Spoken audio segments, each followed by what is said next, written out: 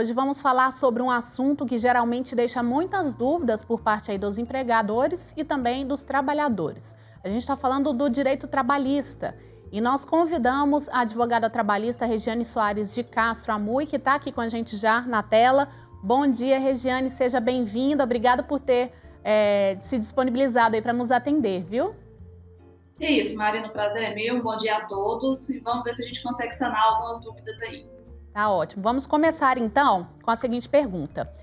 Falando que a lei ela traz obrigações, Regiane, para as duas partes, né? Para os empregadores e também para os empregados. Os dois têm obrigações? Os dois têm obrigações, cada um, né, dentro das suas responsabilidades. Entre elas, aquela principal questão da boa-fé, né? Então, o empregado ele é contratado para desempenhar determinada função, ele tem um profissionalismo para isso, né? Ele é habilitado para aquilo, e o empregador tem as obrigações de pagar atempadamente esse trabalho, se tiver prestação de horas extras, né? Tem que cumprir todos os rigores da lei para poder ter uma relação de trabalho cumprida dentro da mais boa fé, que fica bom para todos os lados. Regiane, aquele profissional que ficou afastado, né, por auxílio-doença, ele pode ser demitido na volta ao trabalho ou tem um prazo para isso, uma carência? Como funciona essa questão? Wilker, funciona assim, porque essa pergunta é muito ampla, porque ela é o famoso depende. Depende do tipo de afastamento que esse funcionário teve. Então, por exemplo, se ele teve um afastamento decorrente de uma doença do trabalho, um acidente de trabalho, que foi emitido uma CAT, ele ficou afastado mais de 15 dias, não pode ser demitido ao retornar. Ele vai retornar ao trabalho, mas ele vai ter uma estabilidade no mínimo 12 meses. Então, esse empregado ele fica blindado pelo período quando ele retornar desse B91, que é o código que ele vai ter afastado pelo INSS. Se for um auxílio-doença comum, que é uma doença que não é relacionada ao trabalho, que é o código B31, ele pode sim ser demitido. Não há nenhum impedimento legal. Agora, tem que ver o seguinte: pode ser que esse empregado ele teve uma alta previdenciária. Nessa alta previdenciária, ele não se sente preparado para retornar, porque ele ainda permanece com aquele problema de saúde. Nesse caso, ele tem que apresentar ao empregador um atestado dessa impossibilidade. Por quê? Porque por mais que ele se sinta incapaz de retornar, se ele não tiver um documento, um laudo médico que o ampare disso, o que vai acontecer? O empregador não vai ter ciência disso e vai demiti-lo. O que é muito comum nesses casos, né, dessa segunda opção que estou falando do auxílio-doença comum? O empregado ele tem alta previdenciária, ele não comunica isso para o empregador começa a pensar que ele até abandonou, porque com 30 dias, se ele não, da alta previdenciária, se ele não retornar ao trabalho, é entendido pelo empregador que ele abandonou o emprego. Abandono de emprego é o quê? Demissão por justa causa. Então, ele pode até, na hora que ele teve alta previdenciária, estar tentando agendar uma nova perícia ou, inclusive, estar recorrendo administrativamente no INSS. Mas, enquanto isso, ele tem que estar amparado por um laudo, um atestado médico entregue lá para o empregador.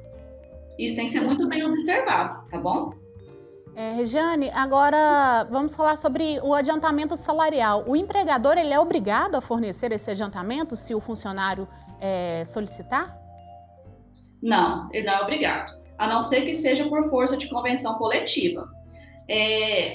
O que é previsto na Constituição e na CLT é que o pagamento tem que ser feito até o 5º dia útil subsequente ao mês trabalhado. Esse 5º dia útil, inclusive, conta-se até no sábado, porque sábado é dia útil não trabalhado. Então, inclusive, se cai no sábado o dia de pagamento, esse 5º dia útil, é interessante que o empregador antecipe para a sexta.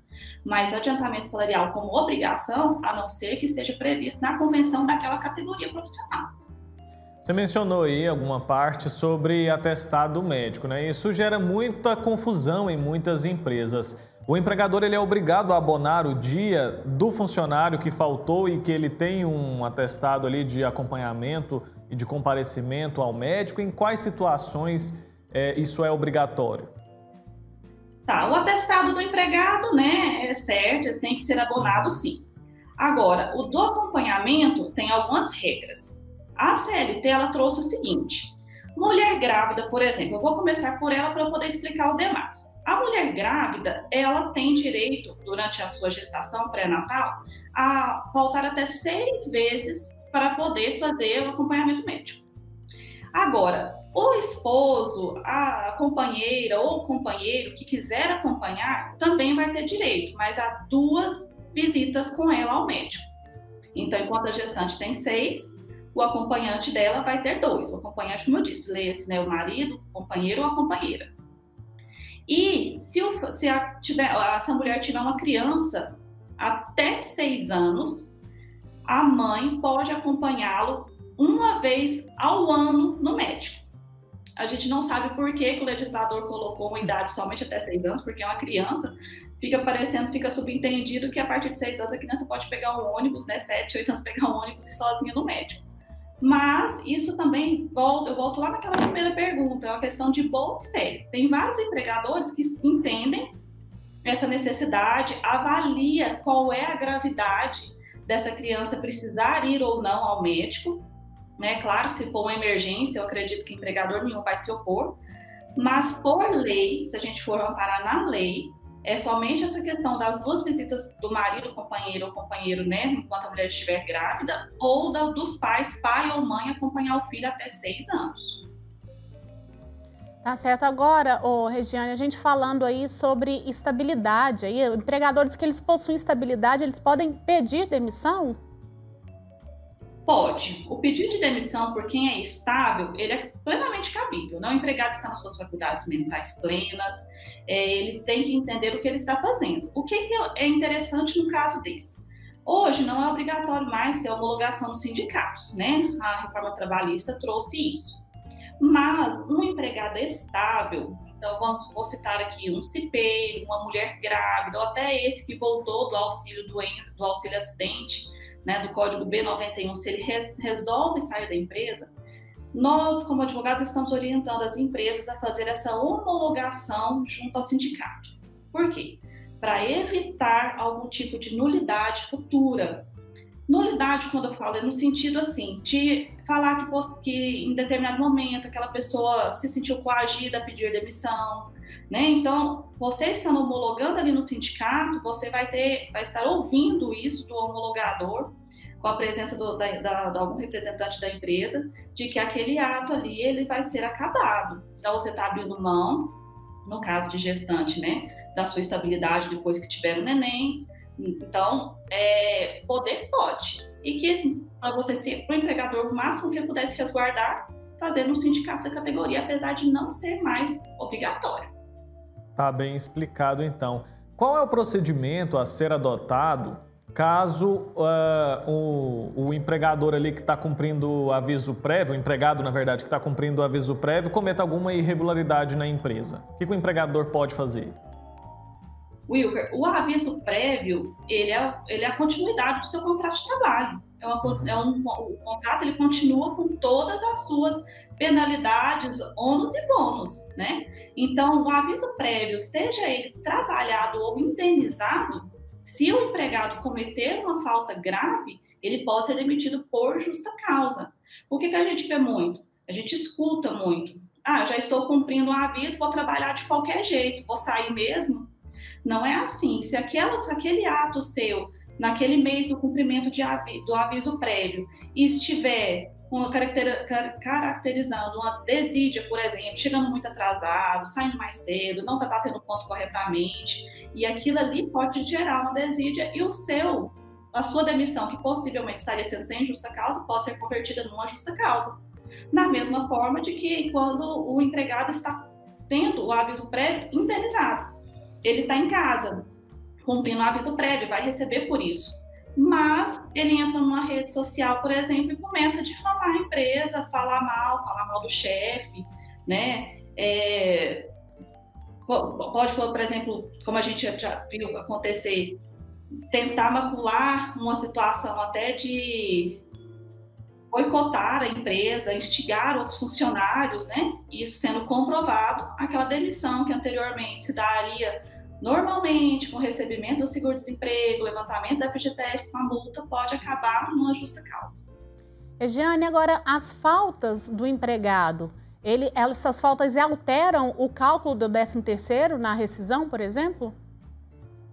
Não só do 13º, Marina, até das férias. Ah, tá. As faltas durante o contrato de trabalho, elas vão sendo computadas. Nós estamos falando de faltas injustificadas, né? Claro.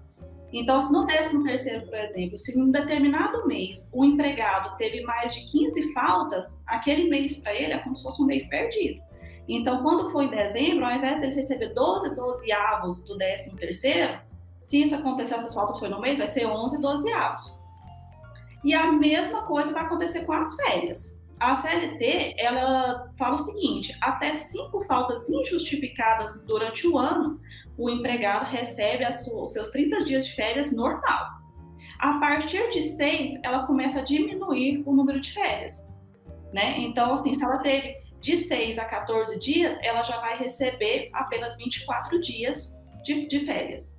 Então, tomar muito cuidado com faltas injustificadas. Lá no final do ano, ou no cômputo das férias, seja no final do ano, você vai ter uma diminuição desse valor, você não vai entender por quê, o empregador vai te explicar que foi devido às faltas injustificadas apresentadas durante todo esse contrato, esse período. Tá certo, esclarecemos então muitas dúvidas. Quero agradecer então a Regiane Soares de Castro Amui, que é a advogada trabalhista, explicou pra gente. Esse assunto gera muitas dúvidas mesmo, né, Regiane? Mas a gente já conseguiu dar um norte aí, com certeza, para muitas pessoas que estão nos acompanhando. Obrigado pela sua participação, até uma próxima oportunidade, tá? Eu que agradeço, espero ter contribuído e fico à disposição. Um abraço a todos os telespectadores.